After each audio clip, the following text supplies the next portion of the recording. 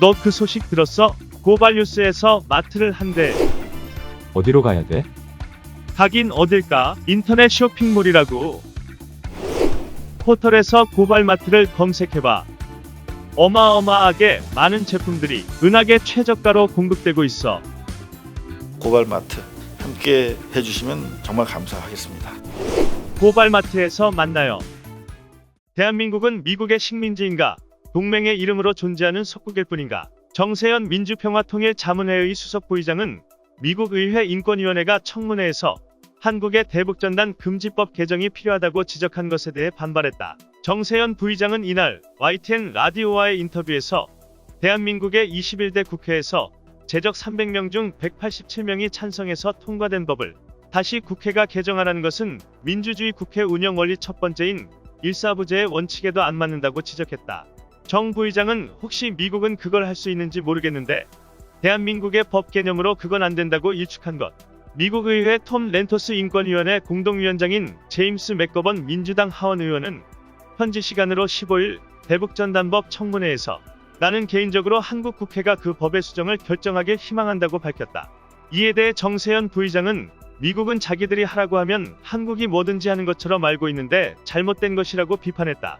또 정 부의장은 며칠 전 미국 국무부 대변인이 대한민국에는 독립적인 사법기구가 있기 때문에 거기서 다시 해당 법률에 대한 위헌 판결을 내려달라는 얘기까지 하지 않았냐라며 이것은 분명한 내정 간섭이라고 성토했다.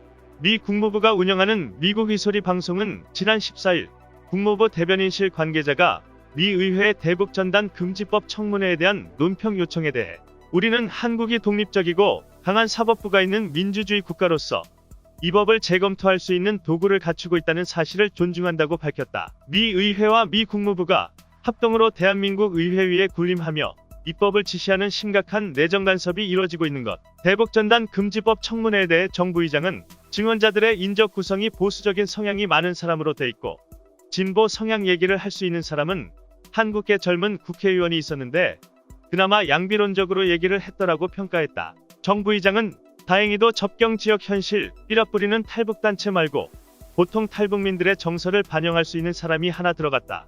전수미 변호사라고 탈북민들을 돕다가 변호사가 됐다더라고 말했다. 그러면서 정 부의장은 다만 접경 지역에 사는 주민들이 삐라 살포를 얼마나 불안해하는지 말해주면 좋았을 텐데 소개가 안 됐다. 2014년 10월 10일 박근혜 정부 때 삐라를 뿌리니까 북쪽에서 고사총을 쏴서 탄환이 그대로 연천군 중면사무소 마당에까지 떨어진 적이 있다.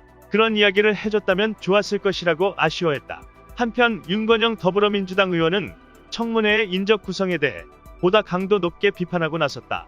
윤건영 의원은 청문회의 다수 패널이 전단 살포 당사자인데 객관적인 검증이 가능하겠나.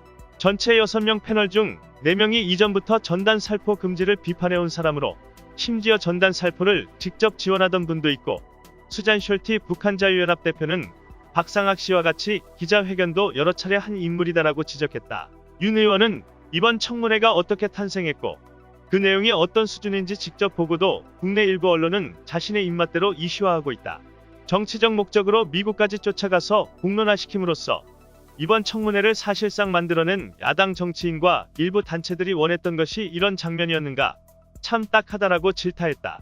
그러면서 북한 주민들의 인권을 위해 전단은 날려도 되고 그로 인해 위협받는 대한민국 국민의 안전은 중요하지 않는가라며 편향된 정보와 선입견에 기반한 이런 청문회는 2번 다시 없어야 한다고 지적했다.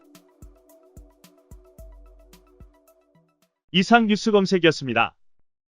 구독과 좋아요 부탁드립니다.